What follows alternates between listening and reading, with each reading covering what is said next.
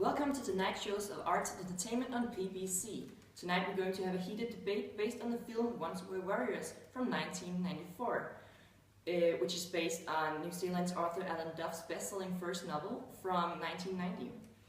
The book instantly became a bestseller in his home country, New Zealand, and had a significant impact upon nation awareness of relations between Maori and Pākehā. And to give us a deeper insight into this rather exciting topic, with us tonight we have Helen Miller, who is a literary critic and professor of post-colonial literature. And to challenge the point of view, we have Bill McCarthy, who is a critic and professor of British and New Zealand literature. Thank you guys so much for coming. It's great to see you. Thank you for having Now, us. Helen, let's start by hearing what you believe that the movie represents. Once We Were Warriors, both film and novel, engages in the ongoing argument between younger and urban Maori and older rural Maori, and about what in fact it means to be Maori. I think the film Once We Were Warriors provides a Maori perspective on social problems like alcoholism, domestic violence, unemployment or even underemployment.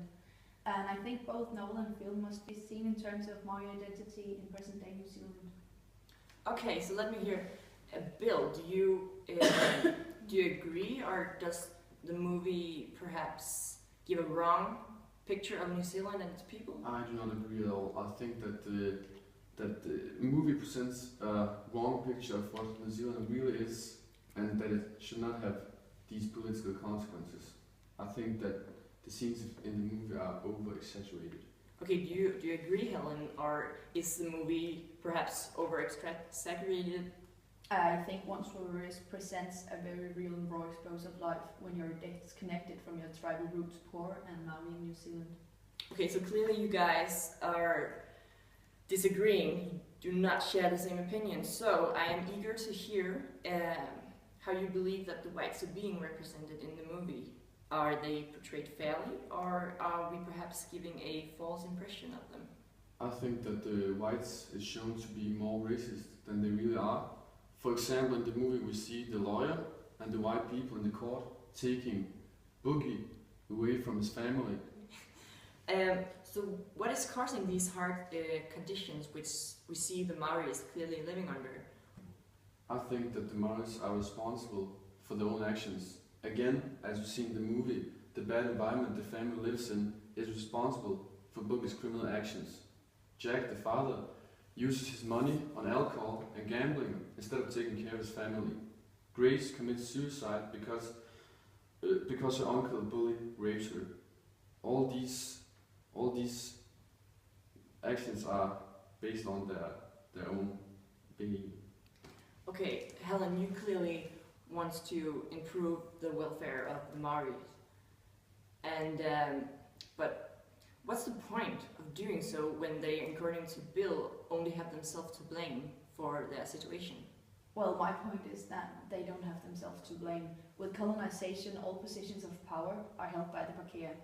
When globalization and urbanization caused this huge change from the rural life where they could not live because they could not earn the money, they had to go to the urban, and it was a huge culture shock because the conditions and it was so different from them, from where they came from. So we have taken away their foundation and their traditions. If anyone has any knowledge about Maori history with this story, both novel and film, it becomes clear that the traditional extended family of social structuring is in serious decline, and that is Whiteman's fault. Okay. Sorry guys, but time is of the essence, so before I'm forced to stop your discussion, I would like to hear if you guys have anything to add, perhaps a last word. Bill? I want to say that the Maoris are segregating themselves from our society, and this is also seen in the movie by Boogie, who is doing criminal things. Jake doesn't have a job. He gets fired. Thank you, Helen. And Nick, who joins the gang. The government gives help to these people, but they don't use the help. Maybe it's just a waste of time to help them. Okay, and Helen, do you have anything to add? I think that as it is portrayed in Once We Were Warriors, the Maoris continue to suffer from the social problems that accompany urban life in conditions of poverty caused by the government, because there is no support. Okay, we are clearly not reaching any shared opinion tonight, but hopefully you guys have been given a deeper understanding of the Maru-Pākehā race relations. So that was everything for tonight. Thank you to Bill McCarthy and Helen Miller for an incredibly exciting debate. Stay tuned for next Thursday, where we will take a closer look on women's supremacy.